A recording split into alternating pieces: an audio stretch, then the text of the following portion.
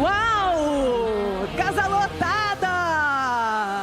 Galera aqui na frente, assim que eu gosto! Chegou o grande momento. Nossa Senhora, bota grande momento nisso.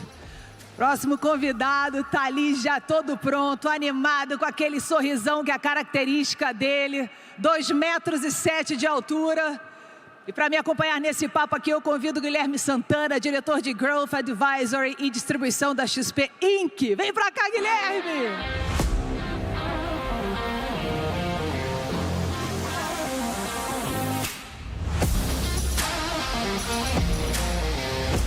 Bom, vou fazer aqui rapidinho para ele logo entrar. Ele é uma lenda do basquete, conhecido por revolucionar o jogo, o armador, aquele que serve e não perde o protagonismo.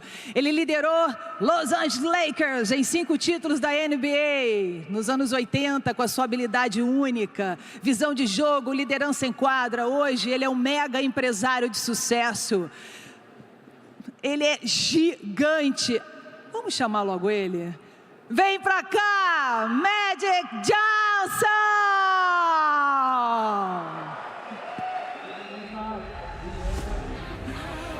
Come on, Magic Johnson!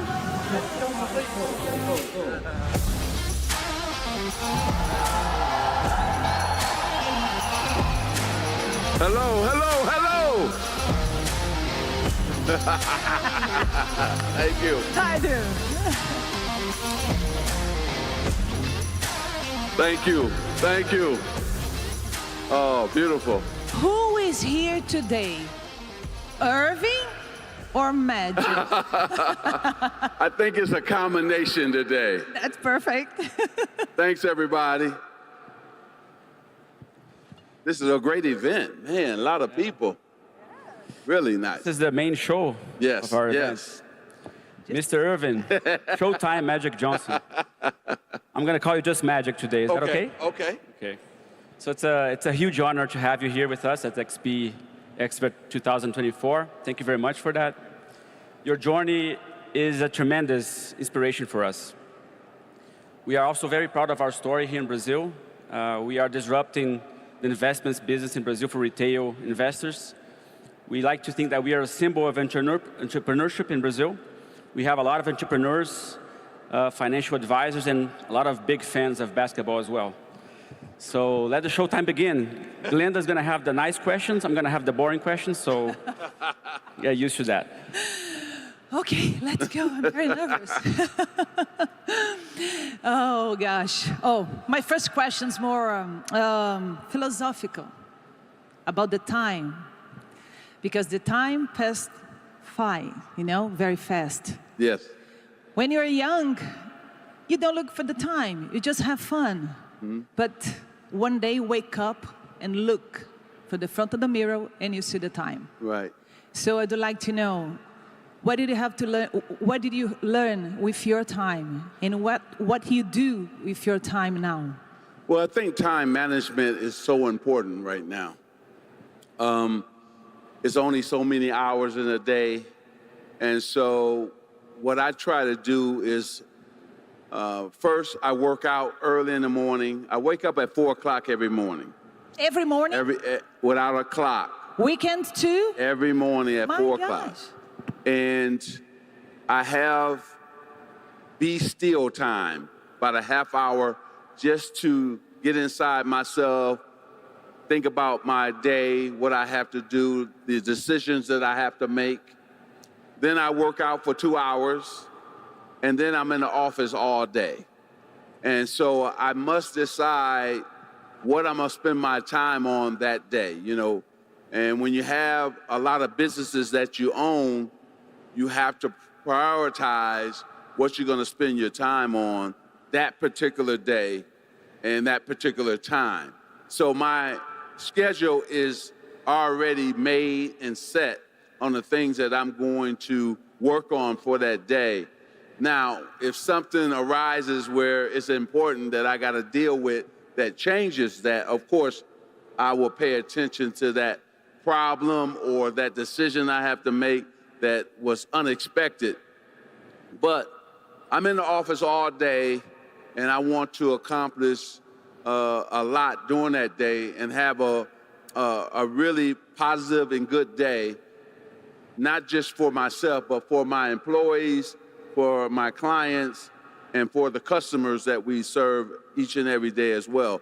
So it's very important that you really map out your schedule and know what I'm doing, what time I'm doing it.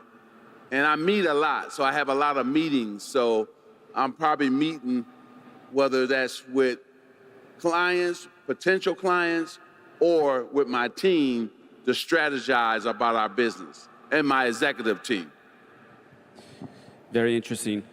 We are a lot of businesses here today that have a lot of teams.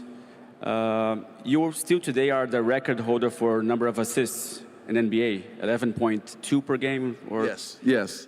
So you were able to be a huge leader, a key person in your team and in NBA as a whole, and you still are today as a business leader. What difference does it make for people to serve and not be the key person, but serve and make the team perform better? How do you do that in basketball, and how do you do that today in your business? Well, we're all leaders, and both of you are leaders. All these 8,000 or so people are leaders, and so the best leaders I know make those who work with them better, right? Michael Jordan made his teammates better. Tom Brady was here last year. He made his teammates better. So you think about my job is to make everybody who works with me and up under me better, right? Each and every day. And that's really what's important. So when you're a guy who passes the basketball like I did, I'm still that guy, but I wear suits instead of little shorts now. And so I'm still playing the point guard role. I'm still playing the leader role, but it's just in a suit now. And I still want to win as much as I did on the basketball court. I want to win in business as well. So I love this role. I'm comfortable in this role. I wouldn't change anything. I'm not a follower. I've always been a leader. And I just try to, again, make those who are around me better, put them in a great position so that they could be successful at their job, and I will continue to do that. But you have that talent. You have that talent. Yeah. Feel everybody around you feel better, feel special, feel champion. Yes. So I'm asking you, how much this kind of skill, it's very important when you look for the company, inside the company? Well, it's very important. Can you teach somebody do this? No. It's hard to teach somebody how to be unselfish, how to put other people in position to be successful. It's hard to teach that. You have to have that feel already. You have to be about that already. But they can learn different aspects of it, yes. But to probably have everything or to be that person is sort of difficult if you don't have it in your heart and in your mind, right? But I would say this, it's so important in today's world that you hire people like yourself, make sure you create a positive work environment for those people that they can feel comfortable and feel good about coming to work each and every day and giving their best, 150%. The greatest leaders, again, they bring out the best in people, and then those same people will go through a wall for them and help them become successful. And that's what it's all about. I always want to also give credit. When they do something good, I'm the first one to high five them, tell them job well done, which is very important. People want you to acknowledge them when they do something great and do something good. And I'm always the first one, whether that's in person or pick up the phone and call them and say, job well done. Uau! Já imaginou? A gente recebeu job well done from him. I want to do again. I want to do better again. Mr. Magic, let's talk a little bit about competition. The competition between you and Larry Bird was amazing. I mean, the way you guys developed through years, since college basketball, then through NBA, and then at the end of the career, the dream team as well, you're playing together. Right. How did you make each other better? How did you separate the part where you wanted to beat him up and the part where you admire him and you learn from him? Mm-hmm. And how do you take that to your business life? Mm-hmm. How do you encounter competition now as a businessman?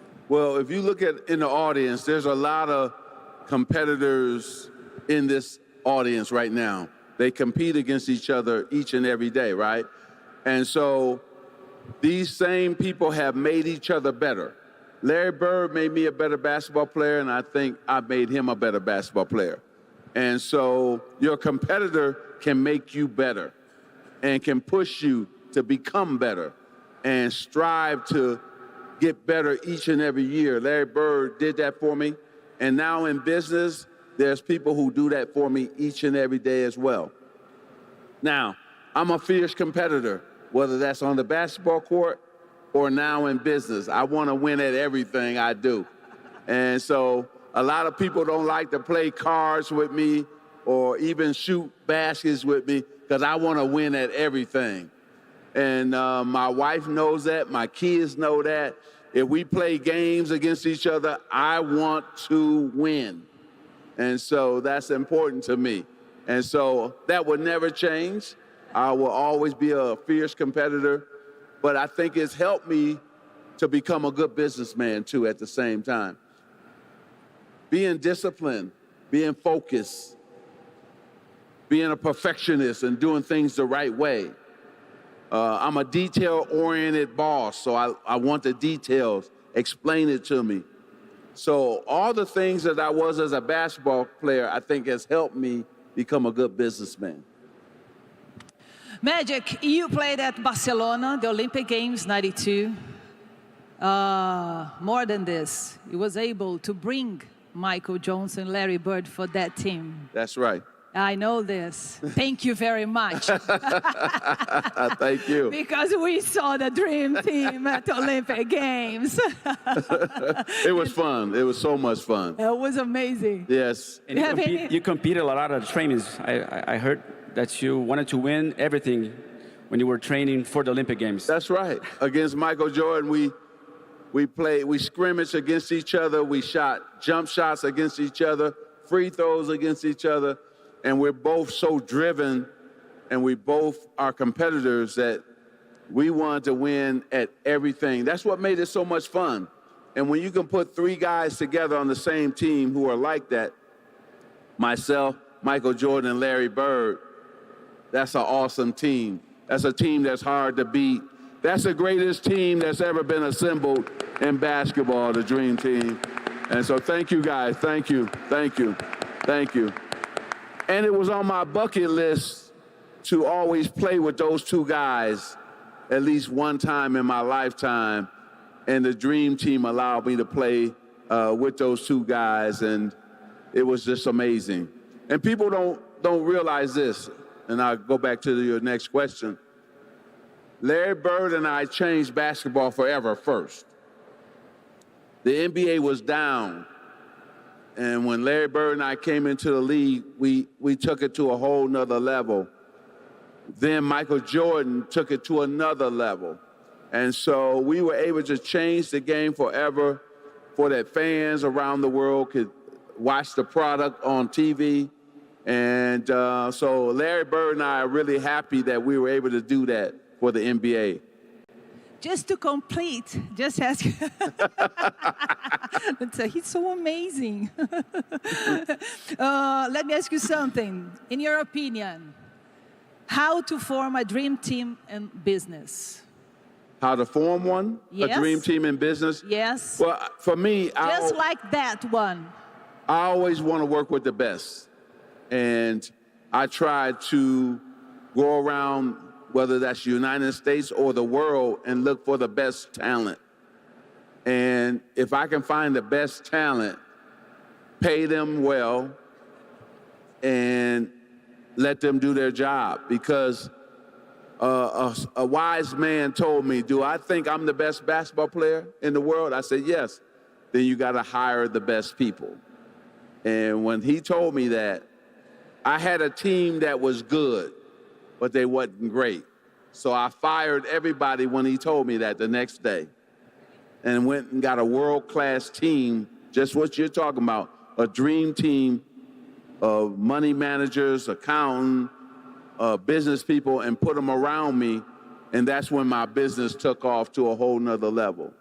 So it's very important that you understand the team that you have. And if you want to grow and go to another level, do you have the right team in place to take you to that next level? You have to make real key decisions to really think about, do I have the right team in place? Because maybe I'm at a $1 billion company. Now I want to go to a $100 billion company or $1 trillion, whatever it is. Do I have the right people in place for me to make that type of jump and leap? Or if you don't, then you got to make changes, right? And I knew that I had to make changes. That's why I replaced everybody. Very nice, very nice. I'm going to ask you a question that's not on the script, but I can't resist. I don't know if you guys know, Lakers got the first pick on the 79 draft, winning on the coin toss. That's right. With against Chicago Bulls. Imagine if Chicago Bulls won that coin toss. But that's not my point. It would have been completely different, right? My point is, you arrived to an established team that had a Kareem. You have to, join one of the best players at all time as well. How did you adapt joining to that team? Mm-hmm. And then when you had a transition in your career, you have to adapt to that transition as well to become a successful business person. So there's a lot of people here that are joining the businesses. How was it for you, and how would you give them some tips about joining new teams? Well, first, let's go to that one first. I had to reinvent myself. And I think that it wasn't easy to do that, right? I knew the pick and roll, I knew the jump shot, I knew how to dribble a basketball, but I didn't know business. And so I had to get mentors to help me and really give me knowledge on how to start a business and how to run a business. And Dr. Jerry Buss, oh, thank you for clapping, I appreciate that. Dr. Jerry Buss, the Laker owner, became my first mentor and really helped me understand business, opened up the Laker books to me so I could see how the Lakers made money, all the revenue streams, and that really helped me out so much. So now I have to learn about P&Ls, ROI, EBITDA, things that I didn't know about before, but now that becomes my life now, right? That's easier to learn than learn the dribbles, huh? Yes. So mentors, and more mentors. And those people told me the truth, too. And I think that was important. And so now I had a lot of them as mentors. Now 6 of them are business partners of mine. So they went from mentors to business partners. And then the other question was about... It was about you joining a team that was already established, that had a famous player. So the Lakers... 19 years old. Yes. 19 years old. The Lakers hadn't won a championship in over 10 years. They had Kareem, the greatest player at that time in the league, playing on the team, but they still hadn't won championships. My job was to come in there and help them win championships. I had just won a college championship the year before, and I was happy to come to LA, but we had to change the way they played. When I got to the Lakers, they played a slow game. Well, I wanted to change that. We had to play fast. And because we played fast, we created Showtime. And it was nothing like Showtime. And I love coming down the court, throwing no-look passes, and the crowd fell in love with the way we played. It changed the NBA forever, not just the Lakers, it changed the NBA as well. And Kareem was a quiet leader. So he came to work every day and did his job, but he wasn't a vocal guy. I became the vocal leader. Even at 19 years old, I took over the team and I barked out the instructions on what we were going to do, what play we were going to run. So it was really funny. A funny thing happened. We won on a last-second shot, our first game. Kareem shoots a sky hook, and we win at the buzzer, right? So I ran and jumped in his arm, choked him, and he's looking at me like crazy, like, what are you doing? This is just the first game. That's so nice. Right? That story's so nice. That story's so nice, yeah. And so he got me in the locker room and he said, rookie, don't ever do that again. We have 81 more games to play. So I had to step back and say, what am I going to say in return to just tell him who I am? So I stepped back and said, if you hit a shot like that 81 more times, I'm going to jump in your arms 81 more times. So I didn't let him change who I was. And I play the game with I'm emotional. I wear my emotions on my sleeve. I love to high five and hug my teammates and jump in their arms if they do something right or if they score the winning basket. That's just who I am.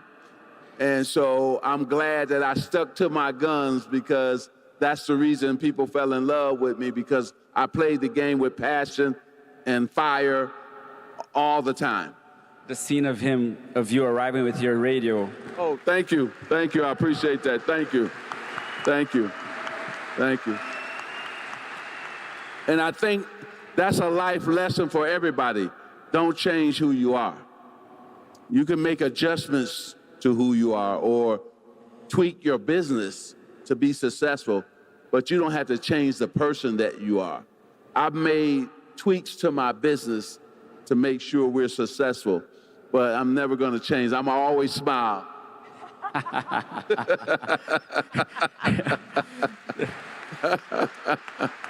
The story about you arriving to I don't know if it was the first game with the boombox, listening to your Funkatronics music and him listening to his jazz, that was just amazing. Well, you know, I love to dance and I have my big boombox with me. And he's a quiet man and he likes jazz. And It's very nice. him and I, it didn't work too well. He's quiet, I'm loud, I'm dancing, he hates dancing. So, but we connected on that basketball court, and that's the main thing. We were all about winning, and I understood it was Kareem's team. I didn't try to step on his toes. It was his team, and I was there to make sure that I put him in a position that he could score baskets, be successful on the court, because if he was successful, we were going to win. And that's why we won 5 championships. That's why we went to the finals 9 times in 12 years. That's hard to do, any team. Respect. Yeah. In team, you need to respect another. Exactly. You got to respect. Yeah. That's right. I have so many questions to do. In 1999, I went to LA to make an interview with him, and I had only 8 minutes. The manager said, girl, you have 8 minutes to talk to him. I said, only 8 minutes? I come from Brazil, but now I have 1 hour almost. I'm nervous. Yeah, we got an hour today. Yes. Where this confidence, where did it come from? This happiness, these smiles that you never lose. Where did this come from? From your family, from your dad, from your mom? Yeah, both of them instilled something different in me. My father, he was a hard worker. He worked for General Motors on the assembly line, building cars for 30 years. and he won an award for never being late and never missing a day. So I'm built just like him. I'm a hard worker. Matter of fact, work brings me, outside my family, work brings me most of my joy, and I love working. I still love getting my hands dirty. I just love it, but that came from my father. I grew up very poor, 6 sisters, 3 brothers, and so even growing up poor, I didn't have poor dreams though. I was still a guy who ran around with a big smile on my face. Why? Because of my mother. I have my mother's personality, and I have her heart because my mother loves to give back and help people. Even with her trying to feed 10 kids, she would always find enough food for the neighbor and who needed a meal, and she would take something from all our plates to feed other people. And now I'm giving back the same way. So I am so happy that I'm a person who loves life. I wake up with a big smile on my face because I know I'm so blessed. I've been put in a unique position. And last but not least, I understand my purpose in life. When you understand your purpose in life, then you know that you've been blessed.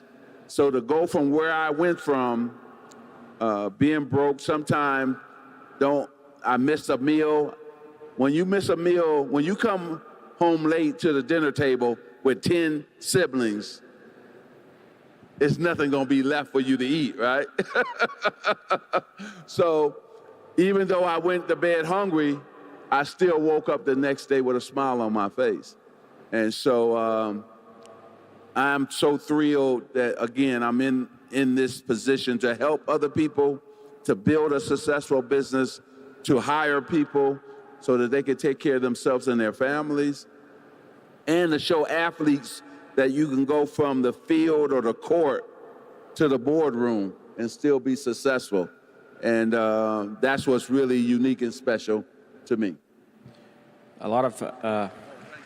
Thank you. Thank you. Guilherme, A lot of athletes thanked you for that, right? For showing them that you could go from the basketball court to the boardroom. That's still a huge challenge for us in Brazil. And I think what you did in terms of taking a lot of businesses to the suburbs in the US, investing in entertainment, investing in Starbucks. What criteria do you use today to invest in the business that you invest? What do you look at in the business? What people do you like to connect yourself with as partners? So if you could share a little bit about your thesis, your investment thesis would be great. Well, my business thesis and investment thesis, most of the businesses I own have multiple revenue streams, right? So I'm looking for businesses like that. I look for the sector. Is that sector growing? And is it going to grow in the next 5, 10 years? What does the sector look like? Do we have the right management team in place, right? That whether I'm going to buy a business, how have they been performing the last 5 years? So I want to look back to see, has there been growth, a steady growth with this management team? And then how can I add value? So I always look at the business and say, can myself and my team add value to this business? And if we check all these boxes, and then I got to vet really hard the executive team, the CEO, making sure there's, and the company, make sure there's nothing bad has happened, because I'm really particular about who I align my brand with. That's very important. You can lose money in a business and come back. But if your brand is tainted, it's hard to come back. So you got to really be careful about managing your brand. And that's what keeps me up at night, is my brand. And making sure that I make the right moves and the right decisions so that my brand is never in trouble.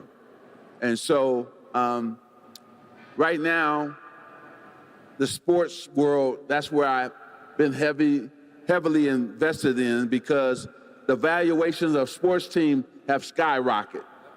And the TV contracts are some of the biggest we've ever seen lately here. And so now I'm so proud to be a minority, an African-American man, a black man, and now I'm in the NFL, one of the owners of the Washington Commanders. That's a really big move for myself and also for other athletes, to see an athlete be an owner in the NFL. That's really big. And then I became the first minority investor and partner and owner in Major League Baseball with the Los Angeles Dodgers.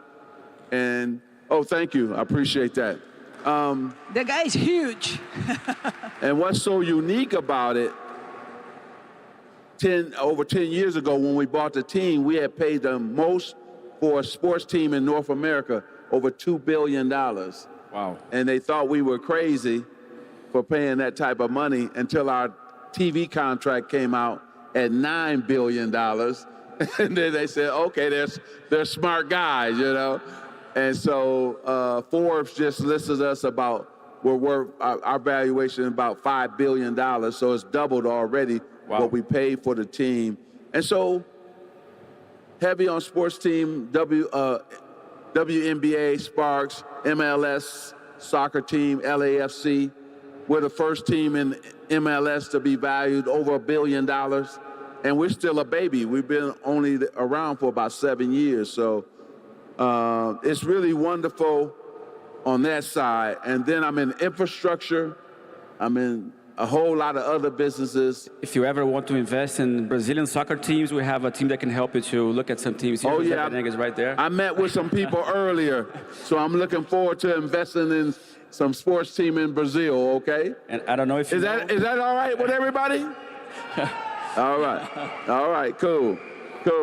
I don't know if you know, next week, for the first time, we're having an NFL game in Brazil. Oh, I was so happy about that. Philadelphia Eagles and the Green Bay Packers. It will be amazing to have the Washington Commanders sometime. One day we're going to get to Brazil and play a game here. You know, I've been coming to Brazil since 1978.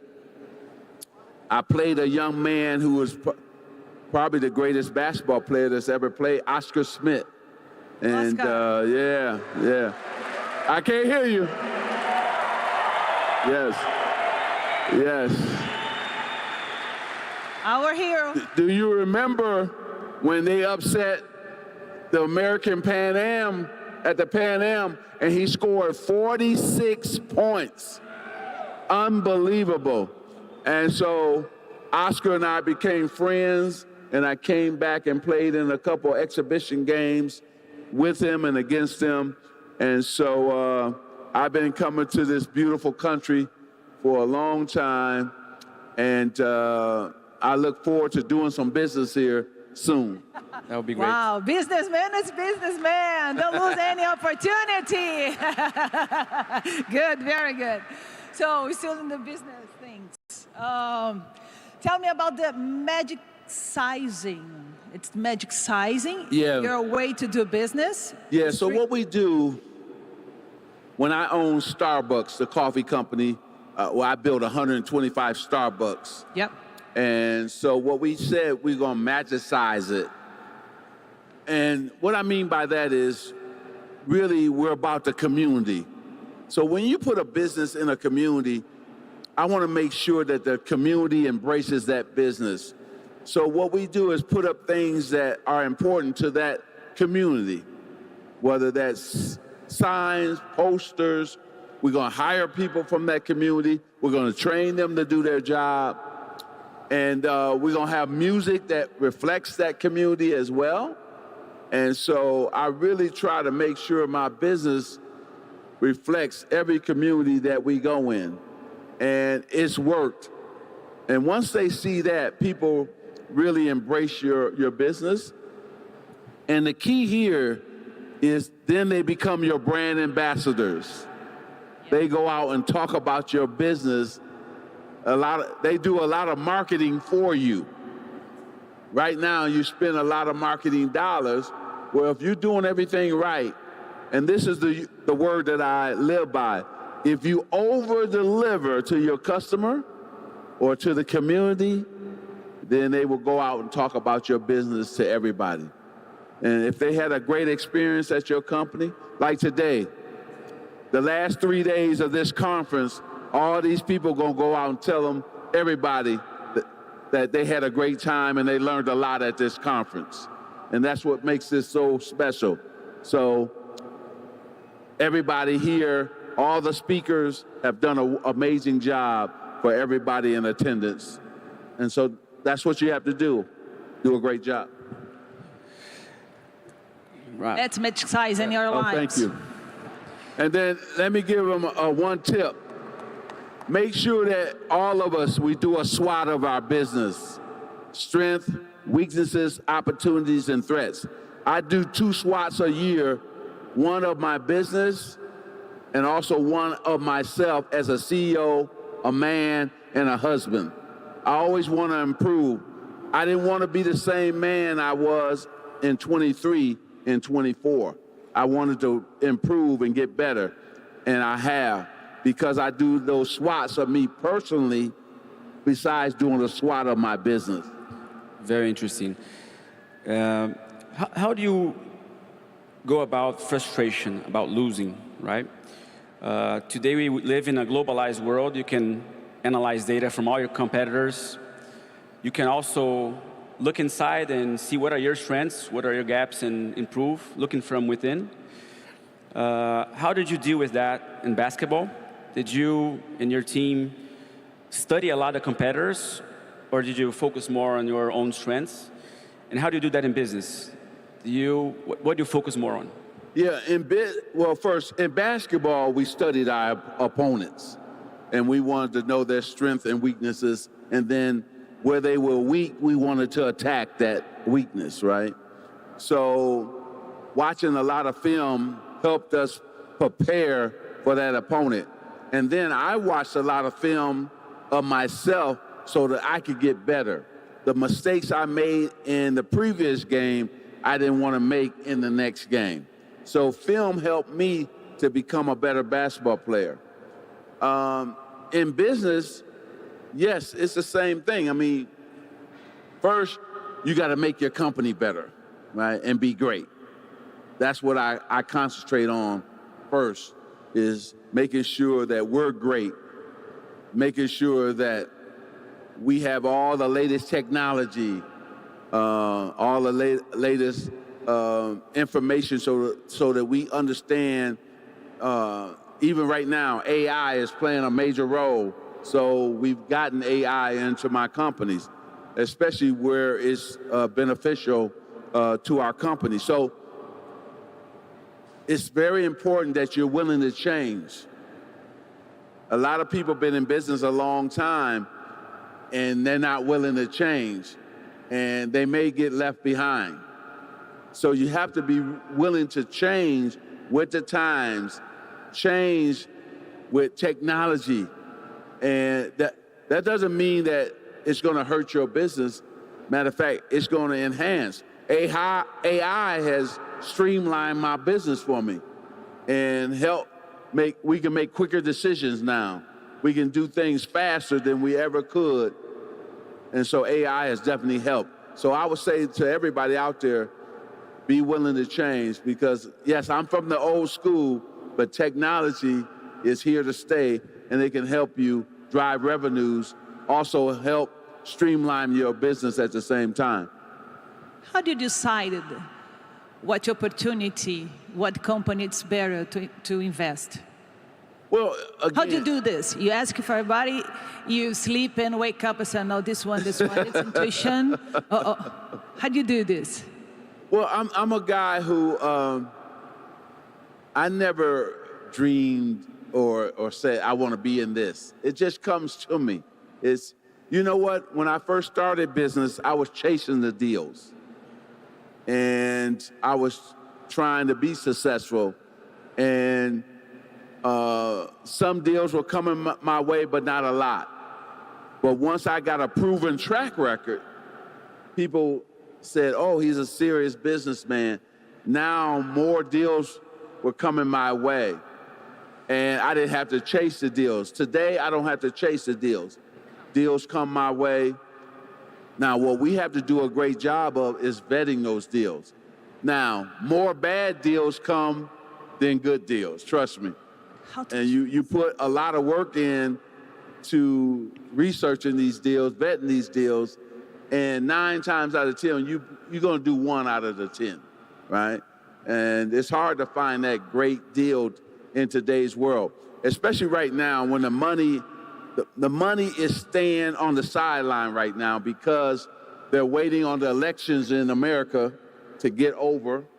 And so most people are not spending money right now because they're waiting to see who the president is going to be in the United States. So that's why it's a lot of bad deals right now. So everybody's just holding out, waiting on that to happen. And then in 25, you're going to see a lot of great deals come to fruition, and then I'll be really investing at that time. I watched your documentary from Apple TV twice. Glenda watched it this weekend. She was in emotion. Emotion. Yeah, she was emotion. I was crying like 3 hours ago. I was like, oh my gosh, I love Cookie. I love it. I love your wife. Thank you. Your story is so inspiring. But I was very curious to understand a little bit more. What made you want to come back? Right? You had to retire, and I'll ask you another question about that a little bit further. You came back for the Dream Team, you came back for the All-Star Games, then you came back to the Lakers once, you came back twice in '96. What made you come back? That's a great question. Well, I wanted to end my basketball career on my own term. And so when I came back in '96, I wanted to end it on my own term. I got a chance to do that. And then after it was over that season, I was happy. I was done with basketball because this big, exciting new world was waiting on me, and that's the world of business. But I didn't end my career on my term. It was on somebody else's term, and I didn't want that to happen. So I went back to get that thrill one more time, because we have to remember something. It's nothing like 20,000 people packed in an arena and hollering your name or screaming when you do something great. You're never going to get that ever again like that in a competitive environment. So I wanted to end it on my term. I'm glad I did. And now I'm in the business world. I get a different thrill, right? And so I'm just happy that we're successful. Everything is going right. And just like in sports, if I'm ever going to end business, it's going to be on my term and not somebody else's. I'm just curious, just a follow-on question, very specific. You came back the first '96, you won the first game, you made more than 20 points. At that moment, did you think it would work, or was it very frustrating to in the next game with Chicago Bulls and you lost? Was it a very big surprise, or you really thought? No, because I wasn't playing just for myself. I was playing to educate the world that somebody dealing with HIV or whatever could go out and still perform on the biggest stage in the world, be successful, and it was bigger than myself. And so I got so many letters from people around the world who said, because I saw you play basketball, even living with HIV, it allowed me to do things that I never thought I'd be able to do again, run, or they were sad because they thought their life was over. They regrouped and went on and lived a great life. So that All-Star game and the Dream Team playing in the Olympics with me playing, that was inspirational for a lot of people that I never met or never will meet, but they were inspired with the fact that I went on and played and play well. And even now, I sit here looking at both of you. It's been 32 years that I announced HIV. Isn't that amazing? 32 years ago. What a blessing. What a blessing. Wow. That's my last question for you, because HIV didn't stop you. You did your magic. You just turned HIV into life, normal life. Mm-hmm. So that's why you change a lot of history, life history, all over the world. So now when you look back, what feeling comes inside you, you know, when you look back for this 32 years ago? So now you're 65, you're very, very, very big, huge businessman. He looks 45 at most, right? Yeah, sure. You did your magic. You did your magic. Well, I'm just blessed. And I lean on my faith. I also get such a big thrill and happiness from my family. You know, my wife, Cookie, my 3 kids, EJ, Andre, Elisa. We have 2 grandchildren now. I'm really close to my family. I believe in family and the family values. I guess I understand that I've been put in this position. Now, we have to remember, a lot of people didn't make it, you know, 32 years. So I know that I'm lucky and blessed all at the same time. But I've done everything I was supposed to do to put myself in this position, taking my meds, working out, keeping a positive attitude. Those 3 things, the doctor said, if you do those 3 things, you got a pretty good shot of living for a long time. And so I hope that God blesses me with 32 more years, 100 more years, and because I got a lot more to do. I'm not going to stop. And all of you out there will be seeing me back in Brazil and doing some great things. And so I want to thank both of you, because these questions have been amazing. And I don't want the people to never forget that you're such a professional, and so are you. And so you made my job easy today to tell my story and who I am. And I think that's what it's all about. And for all of you out there, continue to just reach for the stars and grow in your business. And remember, there's much more to do, and we have to keep going, right? And that's what it's all about. There's more growth. There's more growth. Amazing. There's more growth. Thank you. I appreciate that. Yep.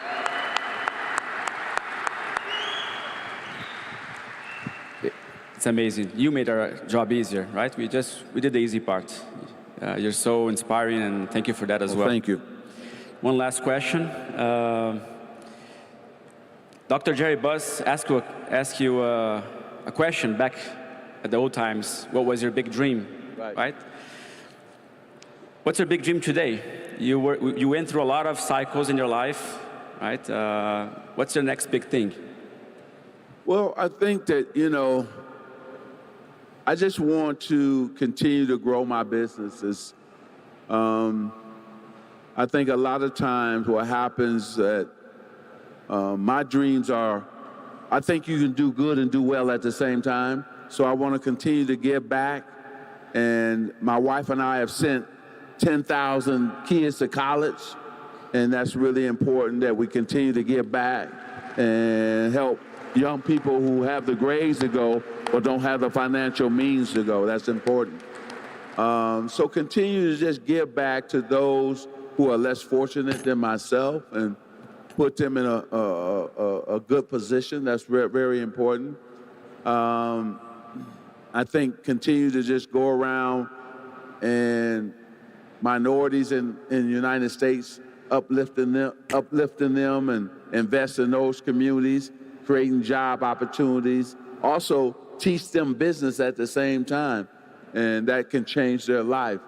And continue to stress education, because that's very important as well. So again, I'm a man who, I said it before and I will always say it, understand my purpose. My purpose is more important than any other thing, right?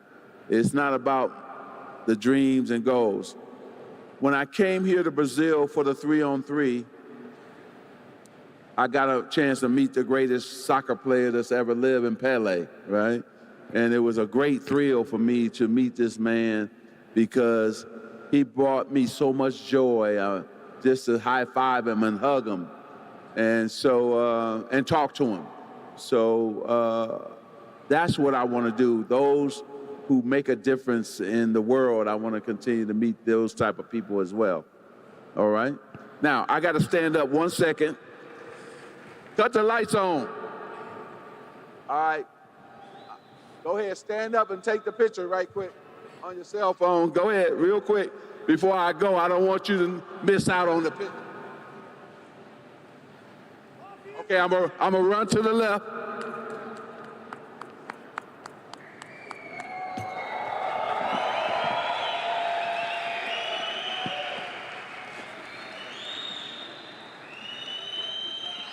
Okay, I'm gonna run to the right.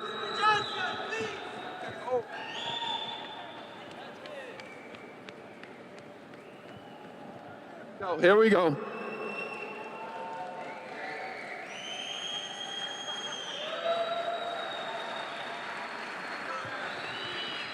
To the middle, real quick, one more time.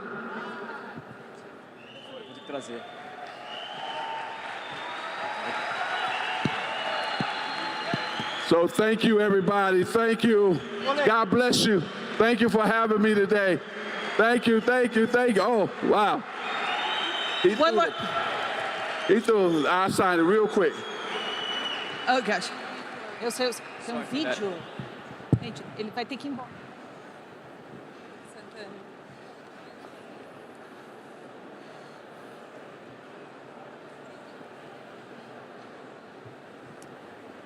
Mr. Magic, we want to gift you with this is a great symbol for us. Our vest, XP vest, represents our journey, our entrepreneurship mindset. So thank you very much for everything. It was a very big inspiration. Number 32. Thank you, guys.